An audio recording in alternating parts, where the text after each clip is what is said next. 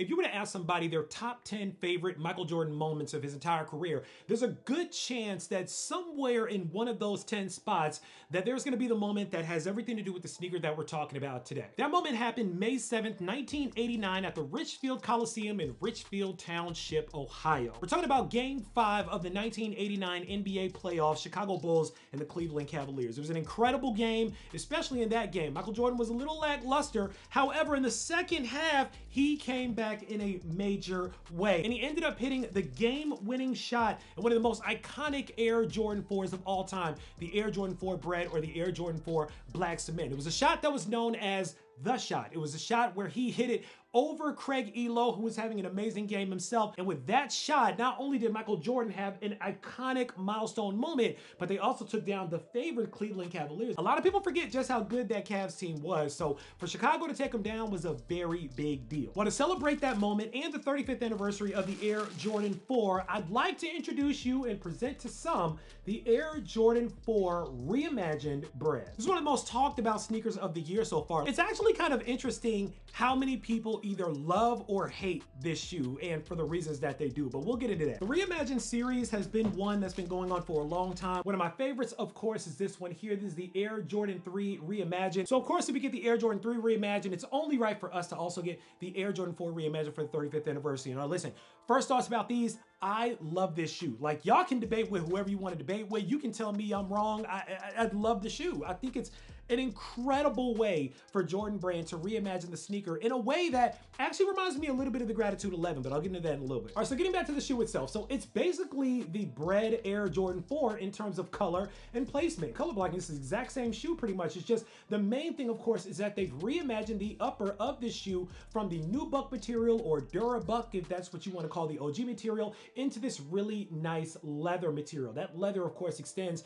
throughout the entire upper of the shoe. Really, really nicely done. Now, this shoe was $215, and a lot of people have been upset about that, but here's why the shoe, I think, costs this much money. Not only is it an iconic model, which they can put a little bit of tax on that, but the leather on this shoe, when you get it in hand, for those that don't have it yet, this leather is very, very good leather. Like, of course, people are going to talk about tumbled leather, which is just more so the way that it's treated, but this is full grain premium leather here. This leather is thick. It's good leather. So even though the shoe is $215, in my opinion, worth every penny. Getting back to the shoe, everything else is pretty much the same. Of course, you have that gray and fire red accents on the midsole and outsole of the shoe. You have the gray on the eyelets, on the laces here. Classic Jumpman on the tongue tag with the leather wrapping around the tongue. Very nice. Classic Nike Air on the heel. Love the way that they reimagined the hang tag on these. Orange hang tag, of course, on the OG. Black hang tag on this one. Love the way that they did that. It looks incredible. And classic Air Jordan 4 Bred outsole. Nothing really different there. A lot of people are talking about this shoe a lot of different ways. They're going to have a lot of different ways to try to approach it, to get engagement, to get you guys to watch it, and I understand it. At the end of the day, a shoe is a shoe. But the main thing for me about this shoe is that we have to be willing to evolve when it comes to these iconic models. One thing that we tend to really drop the ball on as sneakerheads is the fact that we stay stuck in the past all the time. We only want the OGs. We only want the iconic colorways. We don't want a reinterpretation of so many things. But the problem with that is that when you stay stuck like that, you never evolve as a person, as a sneakerhead, as somebody that appreciates these models, and the brand, which is also extremely important, can't progress either. And that's where Nike and Jordan Brand are in a bit of a lull right now, because they keep trying to give us new stuff, but we keep saying, we don't want that. We don't want this new stuff. But then at the same time, we also say that the brand needs to evolve. So I don't know, sneakerheads can be a little bit difficult when it comes to what we want, because I feel like a lot of days we don't really know what we want, but the things that we know that we want, the iconic colorways like this, I love when Jordan Brand takes a shot at doing it differently within the same spirit of the colorway, but reimagining it in a different way. I think the patent Breds were great. I think that the 3s were amazing. And I think that these 4s are an incredible way to reimagine an iconic sneaker like the Air Jordan 4 Bred. Now, I mentioned the Gratitude 11, and the reason why I mentioned that shoe is because similar to the Gratitude 11, we just got those kind of reimagined from the DMP 11, where they took off the Cordura mesh upper and they replaced that with leather, which actually made the sneaker a lot easier to clean, a lot easier to maintain. You see the same thing on this shoe as well. Now we don't have that nubuck. Have you ever tried to clean nubuck before? Have you ever tried to clean Durabuck? Like, it's ridiculous. You get something on that nubuck, it's over. But with a reimagined shoe like this, with this all leather upper, it's gonna be a lot easier to clean,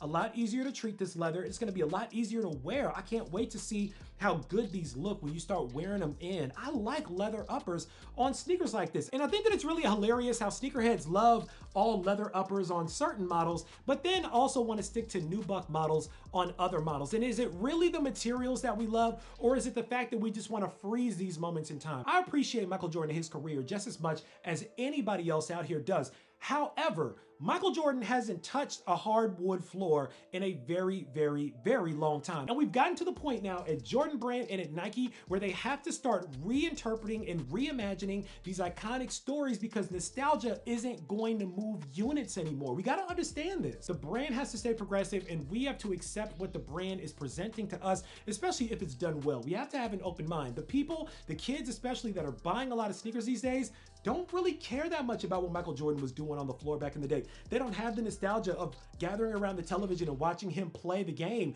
They know who he is. They know that he's dope, but at the end of the day, all they have is how dope are the sneakers or how well are they selling on the markets or whatever it is. So as a brand, if I'm thinking like Nike or Jordan, I have to come up with new ways to re-engage people and to tell these stories from a different angle. And I think one of the best ways that you can tell these stories from a different angle is to reimagine them, update the materials, and kind of update the storyline while preserving the history of the shoe. I think that they knocked it completely out of the park with the reimagined Air Jordan 4 Bred. Another reimagined classic that in my opinion is top tier. Now I'm not gonna go so far as to call it sneaker of the year. I think it's kind of ridiculous. People are calling it sneaker of the year. It's February, relax. But this is a really, really nice shoe that I could see as a potential contender for the top 10 list somewhere down the line by the end of the year. We'll see what happens. Comment down below. Let me know what you guys think about the Air Jordan 4 Reimagined Bred.